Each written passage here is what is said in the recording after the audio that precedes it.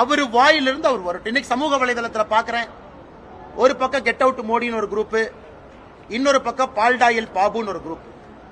2 பேரும் சமூக வலைதளத்தில் கருத்து பரிமாற்றம் நடந்து கொண்டிருக்கிறது. நாளைக்கு காலையில இன்னைக்கு முழுசுமா திமுக ஐடி விங்கு எல்லாம் சேர்ந்து நீங்க முக்கி இன்னைக்கு முழு ராத்திரி உட்கார்ந்து கெட் அவுட் மோடின்னு எவ்வளவு ட்வீட் போடுங்களோ போடுங்க.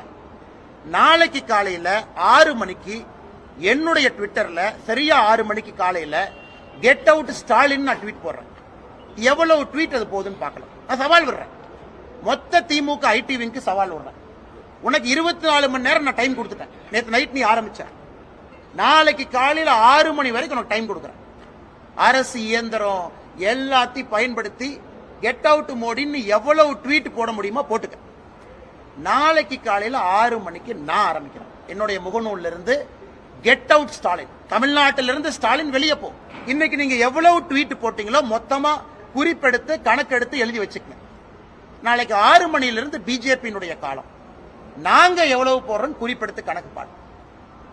நீ போடுற ட்வீட்டுக்கும் பாரதிய ஜனதா கட்சியினுடைய தொண்டர்கள் பொதுமக்கள் போடுற ட்வீட்டுக்கும் எவ்வளவு வித்தியாசம் இருக்கு. நாளானை காலையில் இந்த பஞ்சாயத்தை முடிவு கொண்டு வரலாம். இன்னைக்கு ஒரு நாள் உனக்கு கொடுத்துட்டேன், திமுக காரங்களுக்கு கொடுத்தாச்சு, எவ்வளவு வேணுமோ போட்டுக்க.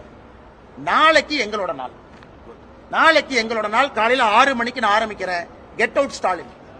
நீ முழு இந்தியாவும் சேர்ந்து எங்களை விட அதிகமா நீ ட்வீட் போட்டு காமிச்சு சவால் விடுறேன்.